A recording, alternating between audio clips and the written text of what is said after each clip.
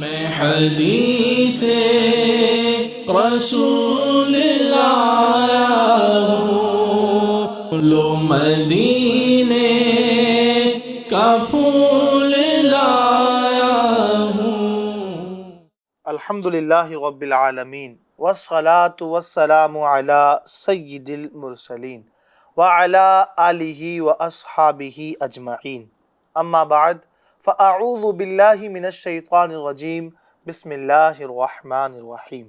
الصلاة والسلام علیک یا رسول اللہ وعلی آلک واصحابک یا حبیب اللہ، الصلاة والسلام علیک یا نبی اللہ وعلی آلک واصحابک یا نور اللہ صلی اللہ تعالی علیہ وسلم۔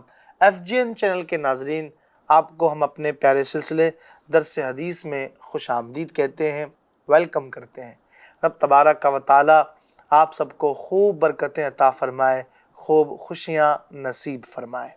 آج جس حدیث پاک کو ہم نے اپنے سلسلے میں ایز اے ٹاپک شامل کیا ہے، اس حدیث پاک میں نبی رحمت صلی اللہ تعالی علیہ وآلہ وسلم کی سخاوت کو بھی بیان کیا گیا، اور رمضان میں آپ کی نیکیوں کا کیا انداز ہوتا تھا، اور آپ کس طرح نیکیاں رمضان میں کیا کرتے تھے اور کون کون سی نیکی کرتے تھے، اس کا بھی بیان اس حدیث پاک میں انشاءاللہ ہوگا۔ عن ابن عباس رضی اللہ تعالی عنہما قال کان رسول اللہ صلی اللہ علیہ وسلم اجود الناس۔ حضرت ابن عباس رضی اللہ تعالی عنہما فرماتے ہیں کہ نبی کریم صلی اللہ تعالی علیہ وسلم لوگوں میں سب سے زیادہ سخی تھے۔ وَكَانَ أَجْوَدَ مَا يَكُونُ فِي رَمَضَانَ حِينَ يَلْقَاهُ جِبْرِيلُ، اور آپ کی سخاوت اس وقت اور بڑھ جاتی جب رمضان میں جبریل امین علیہ السلام سے آپ صلی اللہ علیہ وسلم ملتے۔ وَكَانَ جبریل یلقاہ فی کل لیلۃ من رمضان فیدارسہ القرآن، اور جبریل ماہ رمضان کی ہر رات میں آقا کریم سے ملتے اور نبی کریم صلی اللہ علیہ وسلم کے ساتھ قرآن پاک کا دور کرتے تھے۔ فَقَالَ رسول اللہ صلی اللہ علیہ وسلم حین یلقاہ جبریل اجود بالخیر من الریح المرسلہ۔ جبریل امین علیہ السلام سے ملاقات کے وقت آپ صلی اللہ علیہ وسلم بھلائیاں عطا کرنے میں تیز ہواؤں سے بھی زیادہ سخی ہوا کرتے تھے۔ یہ نبی کریم صلی اللہ تعالیٰ علیہ وآلہ وسلم کا انداز مبارک تھا کہ آپ صلی اللہ علیہ وسلم رمضان کے مہینے میں خوب سخاوت کرتے اور خوب قرآن پاک کی تلاوت فرمایا کرتے، بلکہ فرمایا گیا کہ آپ کی سخاوت یہ تیز ہوا کے چلنے سے بھی زیادہ آپ سخی ہو جایا کرتے تھے۔ اب دیکھیں اس حدیث پاک میں جو ایک نیکی رمضان میں آقا کریم صلی اللہ علیہ وسلم کرتے تھے، سخاوت، اس کا ذکر آیا۔ امام نووی فرماتے ہیں کہ اس حدیث سے جو فوائد حاصل ہوئے ان میں سے ایک یہ بھی ہے کہ نبی کریم صلی اللہ علیہ وسلم کی سخاوت عظیم ہے، یعنی آپ بہت بڑے سخی ہیں۔ یہ بھی معلوم ہوا کہ ماہ رمضان میں کثرت سے صدقہ و خیرات کرنا مستحب ہے، اور یہ بھی معلوم ہوا کہ صالحین یعنی نیک لوگوں سے ملاقات کے وقت اور جدائی کے وقت سخاوت اور بھلائی کے کاموں میں اضافہ کر دینا چاہیے تاکہ ملاقات کا اثر باقی رہے۔ دور قرآن کہ دو بندے ایک دوسرے کو قرآن سنائیں باری باری، تو یہ بھی کیا ہے؟ مستحب ہے۔ یہ معلومات ہمیں اس حدیث پاک سے ملی۔ مخلوق میں نبی کریم صلی اللہ علیہ وسلم سب سے بڑے سخی تھے، ہمیشہ ہی مال کی، اعمال کی، علم کی، ہر رحمت الہیہ کی سخاوت کیا کرتے تھے۔ حضور انور صلی اللہ علیہ وسلم کی سی سخاوت آج تک نہ کسی نے کی اور نہ کوئی کر سکتا ہے۔ حضور انور صلی اللہ علیہ وسلم اللہ کی صفت جواد کے مظہر اتم ہیں۔ قرآن کریم نے حضور انور صلی اللہ علیہ وسلم کو کریم یعنی سخی داتا ارشاد فرمایا ہے۔ ماہ رمضان میں تو کسی کو کسی طرح رد فرماتے ہی نہ تھے جنت مانگنے والوں کو جنت، رحمت مانگنے والوں کو رحمت، خود حضور انور سے حضور کو مانگنے والوں کو اپنی توجہ کرم، مال مانگنے والوں کو مال، اعمال، کمال، لقائے ذوالجلال۔ غرض یہ کہ جو سائل جو مانگتا آقا کریم وہ عطا فرماتے تھے۔ بعض عاشقان رسول اب بھی رمضان میں حضور انور سے ہر چیز مانگتے ہیں۔ مسلمانوں کو رمضان میں بہت سخاوت کرنا چاہیے کہ نبی کریم صلی اللہ علیہ وآلہ وسلم کی سنت ہے۔ جیسے کہ اس حدیث میں آپ نے دیکھا کہ آقا کریم صلی اللہ علیہ وسلم کی سخاوت کو ہوا کی تیزی سے بھی زیادہ بتایا گیا۔ اس کا مطلب کیا ہے؟ جیسے ہوا کی سخاوت پورے جہان پر، پورے ورلڈ پر قائم ہے کہ ہر شخص ہوا ہی سے سانس لیتا ہے، ہوا ہی سے بارش آتی ہے، ہوا ہی سے کھیت و باغ پھلتے پھولتے ہیں، پھر ہر جگہ ہوا موجود ہے، ہر جاندار اور ہر غیر جاندار کو ہوا کا فیض ملتا ہے۔ ایسے ہی حضور انور صلی اللہ علیہ وسلم ملاقات جبریل کے موقع پر ہر ایک کو ہر طرح سے ہر چیز کا فیضان عطا کرتے تھے۔ یعنی یاد رہے کہ نبی کریم صلی اللہ علیہ وآلہ وسلم کی جو سخاوت ہے یہ ہوا سے بھی زیادہ تیز ہے۔ اور ہوا کی سخاوت کے بارے میں آپ نے سنا کہ پانی برستا ہے ہوا کے ذریعے، انسان سانس لیتا ہے ہوا کے ذریعے، درخت پھلتا پھولتا ہے ہوا کے ذریعے، کھیتوں کھلیان میں بہار آتی ہے ہوا کے ذریعے، ہوا ہی کے ذریعے۔ ہوا جاندار کو بھی فیضان دیتی ہے، ہوا جاندار کو بھی فائدہ دیتی ہے، غیر جاندار کو بھی فائدہ دیتی ہے۔ گویا کہ ہوا ہر طرف اپنی سخاوت کے ذریعہ لٹاتی ہے۔ اب یہ ہوا کی سخاوت تو آقا کی سخاوت کے سامنے کچھ بھی نہیں ہے، تو ہم آقا کریم کی سخاوت کا اندازہ کیسے لگا سکتے ہیں؟ خیال رہے کہ تبارک و تعالی رمضان میں بہت جود و کرم فرماتا ہے۔ اسی سنت الہیہ کے مطابق حضور انور صلی اللہ علیہ وسلم بھی رمضان میں زیادہ سخاوت کرتے تھے، اسی لیے آپ صلی اللہ علیہ وسلم کو رب تبارک و تعالیٰ کی صفت جواد کا مظہر عتم کہا جاتا ہے۔ ہر رمضان میں حضور نبی کریم صلی اللہ علیہ وسلم حضرت جبریل کے ساتھ اول سے آخر تک سارا قرآن دور فرماتے تھے۔ اب اس حدیث پاک سے دو باتیں سمجھ آئیں۔ ایک یہ کہ رمضان میں قرآن کا دورہ کرنا یہ سنت رسول بھی ہے اور سنت جبریل بھی ہے۔ دوسرے یہ کہ حضور انور صلی اللہ علیہ وسلم اول ہی سے سارا قرآن جانتے ہیں۔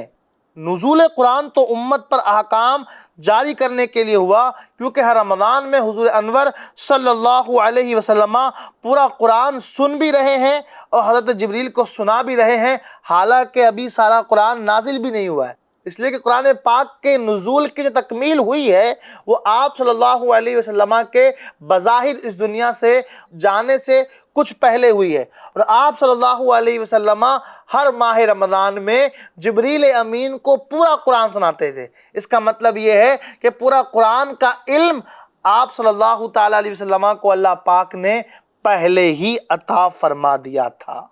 FGN چینل کے ناظرین، اس حدیث پاک میں نبی کریم صلی اللہ علیہ وآلہ وسلم کی سخاوت کا بھی تذکرہ ہوا۔ کس طرح میرے آقا کریم صلی اللہ علیہ وسلم سخی ہیں، آئیے کچھ اہم باتیں اور مزید آپ کی سخاوت کے حوالے سے آپ کو سنانے کی کوشش کرتے ہیں۔ ایک صحابی ہیں حضرت صفوان بن امیہ رضی اللہ تعالیٰ، یہ آقا کریم صلی اللہ علیہ وسلم کے دامن سے وابستہ ہونے کے پہلے کا ایک واقعہ بیان کرتے ہیں۔ یعنی ابھی یہ آقا کریم صلی اللہ علیہ وسلم کے عشاق میں شامل نہیں ہوئے تھے، اس سے پہلے کا واقعہ بیان کرتے ہیں کہ میں نے ایک مرتبہ آقا کریم سے بکریوں کا سوال کیا، اور بکریاں کتنی تھیں؟ وہ بکریاں اتنی تھیں کہ دو پہاڑوں کے درمیان جو جنگل ہوتا ہے وہ پورا جنگل ان بکریوں سے بھرا ہوا تھا۔ اب انہوں نے آقا کریم سے اس کا سوال کر لیا، وہ مانگ لیا، تو آقا کریم صلی اللہ علیہ وسلم نے وہ ساری بکریاں ان کو دے دیں۔ اب سخاوت دیکھ کر کے اپنی قوم کے پاس آئے اور آ کر کے انہوں نے کہا، اے میری قوم، تم سب کے سب محمد عربی صلی اللہ علیہ وآلہ وسلم کے دامن سے وابستہ ہو جاؤ۔ اللہ کی قسم محمد صلی اللہ علیہ وسلم ایسی سخاوت فرماتے ہیں کہ فقر یعنی محتاجی کا خوف نہیں رہتا۔ آقا کریم صلی اللہ علیہ وسلم کی سخاوت کے اور بھی واقعات ملتے ہیں۔ ایسی ایک واقعہ یوں ملتا ہے، حضرت سہل بن سعد رضی اللہ تعالیٰ عنہ بیان کرتے ہیں کہ ایک عورت آپ کے پاس ایک چادر لے کر آئیں، عرض کرتی ہیں اللہ کے رسول یہ چادر میں نے آپ کے لیے اپنے ہاتھوں سے بنی ہے، آپ اس کو پہن لیں۔ آپ نے وہ چادر کو زیب تن فرمایا، آپ نے پہن لیا اور وہ چادر پہن کر کے آپ باہر تشریف لائے۔ ایک صحابی کی نظر اس چادر پہ پڑی، ان صحابی نے وہ چادر مانگ لی، آپ صلی اللہ علیہ وسلم نے وہ چادر ان صحابی کو عطا کر دی۔ اس پر دیگر صحابہ نے ان کو کہا جنہوں نے وہ چادر مانگی تھی کہ تم نے یہ اچھا نہیں کیا، تمہیں پتہ ہے کہ آقا کریم صلی اللہ علیہ وسلم کسی مانگنے والے کو لا نہیں کہتے، کسی مانگنے والے کو خالی ہاتھ واپس نہیں کرتے، تم نے یہ چادر مانگ کر کے اچھا نہیں کیا۔ وہ کہتے ہیں میں نے یہ چادر اس لیے مانگی، میری نیت یہ تھی کہ جب میں مروں تو میرے ساتھ یہ چادر بھی دفن کی جائے، میرے کفن کا حصہ یہ چادر بن جائے اور میں اس سے قبر میں بھی برکت حاصل کرتا رہوں۔ یہ ہے آقا کریم صلی اللہ علیہ وسلم کی سخاوت۔ آج بھی آقا کریم صلی اللہ علیہ وسلم کے وصال ظاہری کے بعد آپ کی قبر انور سے آپ صلی اللہ علیہ وسلم اپنے روضہ اطہر سے آج بھی عاشقوں کو فیضان عطا کرتے ہیں۔ آج بھی آپ کی سخاوت کا دریا اس سنہری جالیوں سے جاری ہے، بس اتنا ہے کہ مانگنے والا ہونا چاہیے، سوالی ہونا چاہیے، بھکاری ہونا چاہیے، جو ان کے در پہ آ کر کے سوال کرے آقا کریم اس کو عطا فرماتے ہیں۔ اس طرح کے واقعات ہمارے اسلاف کے ملتے ہیں۔ حضرت سیدنا احمد بن محمد ایک بزرگ ہیں، یہ فرماتے ہیں کہ میں 3 مہینوں تک جنگل میں پھرتا رہا، یہاں تک کہ میری ساری کھال گل گئی۔ آخر میں مدینہ منورہ زادہ اللہ شرفا و تعظیمہ میں حاضر ہوا اور میں نے سرور کونین صلی اللہ علیہ وآلہ وسلم کی بارگاہ میں سلام عرض کیا اور سو گیا۔ خواب میں نبی کریم صلی اللہ علیہ وآلہ وسلم کی زیارت سے شرفیاب ہوا۔ آپ صلی اللہ تعالیٰ علیہ وسلم نے خواب میں ہی ارشاد فرمایا، اے احمد تم اپنا حال دیکھ رہے ہو، کس قدر کمزور ہو گئے ہو۔ یہ فرما کر کے آپ نے کچھ درہم عطا کیے۔ اب یہ حضرت احمد بن محمد یہ کہتے ہیں جب میری آنکھ کھلی تو میں نے اپنے ہاتھ میں وہ درہم دیکھے جو درہم آقا کریم نے مجھے خواب میں عطا کیے تھے، اور میں مارکیٹ گیا اور وہاں جا کر کے میں نے پھر روٹی اور فالودہ ان درہموں سے خریدا۔ یہ دیکھیں آقا کریم صلی اللہ علیہ وآلہ وسلم کا فیضان آج بھی قبر انور سے، روضہ اطہر سے جاری ہے، بس مانگنے والا ہونا چاہیے، طلب کرنے والا ہونا چاہیے۔ نبی کریم صلی اللہ تعالیٰ علیہ وآلہ وسلم کی سخاوت کا تذکرہ آپ نے سنا، اسی کو بڑے اچھے انداز میں بیان کیا گیا ہے۔ مالک کونین ہیں گو پاس کچھ رکھتے نہیں، 2 جہاں کی نعمتیں ہیں ان کے خالی ہاتھ میں۔ آقا کریم صلی اللہ علیہ وآلہ وسلم کا جو رمضان میں عبادت کرنے کا جدول اسکیجول ہوا کرتا تھا، ان میں ایک تو آپ کی سخاوت اور دوسرا آپ کا قرآن کی تلاوت، اور اس کے ساتھ اور کیا ہوتا تھا آئیے سنتے ہیں۔ ان عائشہ رضی اللہ تعالی عنہ قالت کان رسول اللہ صلی اللہ علیہ وسلم اذا دخل العشر احیا اللیل وایقظ اہلہ وشد المئزر۔ حضرت ام المؤمنین عائشہ رضی اللہ تعالی عنہ فرماتی ہیں جب رمضان کا آخری عشرہ آتا تو رسول کریم رؤوف الرحیم صلی اللہ علیہ وسلم ساری رات عبادت میں گزارتے اور گھر والوں کو بیدار کرتے اور کمر بند کس لیتے۔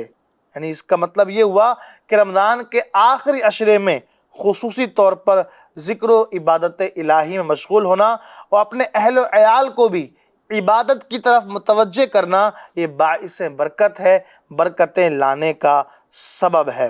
ابھی جو کہا گیا نا کہ آقا کریم صلی اللہ علیہ وسلم کمر بند کس لیتے، اس کا مطلب کیا ہے؟ اس کے بارے میں حضرت مفتی احمد یار خان نعیمی رحمۃ اللہ تعالیٰ علیہ فرماتے ہیں ظاہر ہے کہ اس سے مراد ہے شاق یعنی دشوار کاموں کے لیے تیار ہو جانا۔ جیسے کہا جاتا ہے اٹھ باندھ کمر کیا بیٹھا ہے، ہو سکتا ہے کہ مقصد یہ ہو کہ حضور انور صلی اللہ علیہ وسلم اس زمانے میں ازواج پاک سے قطعاً علیحدہ رہتے، اعتکاف کی وجہ سے بھی اور زیادہ عبادتوں میں مشغولیت کے سبب بھی۔ یعنی آخری عشرے کی راتوں میں قریباً تمام رات جاگتے تھے، تلاوت قرآن، نوافل، ذکر اللہ میں راتیں گزارتے تھے اور ازواج پاک کو بھی اس کا حکم دیتے تھے۔ FGN چینل کے ناظرین، یہ نبی پاک صلی اللہ علیہ وسلم کی رمضان میں عبادات تھی کہ ساری رات آپ نوافل ادا کیا کرتے، دن میں روزہ رکھتے اور مال میں خوب سخاوت کیا کرتے۔ تو ہمیں بھی کوشش کرنا چاہیے کہ رمضان کے اس مبارک مہینے میں خوب رب تبارک و تعالیٰ کی بارگاہ میں صدقہ و خیرات بھی کریں، روزے بھی رکھیں، تراویح بھی ادا کریں اور خوب رمضان کی برکتیں سمیٹنے کی کوشش کریں۔ رب تبارک و تعالیٰ ہم سب کو رمضان کی نعمتوں سے مالا مال فرمائے۔ صلو علی الحبیب صلی اللہ تعالی علی محمد صلی اللہ علیہ وآلہ وسلم۔ میں حدیث رسول لایا ہوں، لو مدینے کا پھول